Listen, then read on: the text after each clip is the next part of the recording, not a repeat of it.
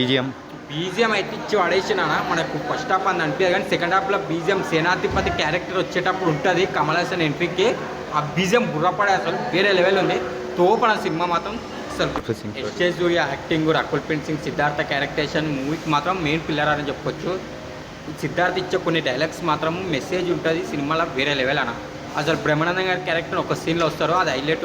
ఈ సినిమాలో main point వచ్చేసి చనిపోయిన వాడిని కూడా ఏతో క్రియేట్ చేసి సినిమాలో చూపించిండు, అది మాత్రం హైలైట్. అసలు సినిమా మాత్రం వేరే లెవెల్, అసలు బ్లాక్ బస్టర్ సినిమా తప్పకుండా అందరు చూడాల్సిన సినిమా. ఇదైతే మెంటల్ వచ్చేసే సినిమా చూస్తే ఆ బీజిఎం పరం కానీ అది కానీ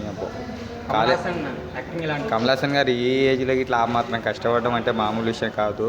ఫైట్స్ మాత్రం ఉన్నామన్నా. లాస్ట్కి ఒక ఫైట్ ఉంది, షెట్టిప్పి చేస్తాడు ఫైటు, ఏం చేస్తాడు ఫైట్ కోసమన్నా సినిమా కోవాలి, అట్లుంటుంది సినిమా. ఫైట్ కోసమన్నా టికెట్ ఇచ్చి రావాలి, అట్లుంటుంది ఫైట్.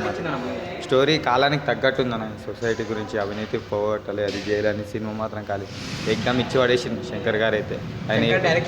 శంకర్ డైరెక్షన్ మామూలుగా లేదన్న, ఇచ్చి పడేసింది, మొత్తం తోపు ఉంది డైరెక్షన్. ఈ వీడియో మీకు నచ్చినట్లయితే లైక్ చేయండి, అలాగే ఇలాంటి మరెన్నో టాలీవుడ్ అప్డేట్స్ కోసం మా ఛానల్ ని సబ్స్క్రైబ్ చేసుకోండి.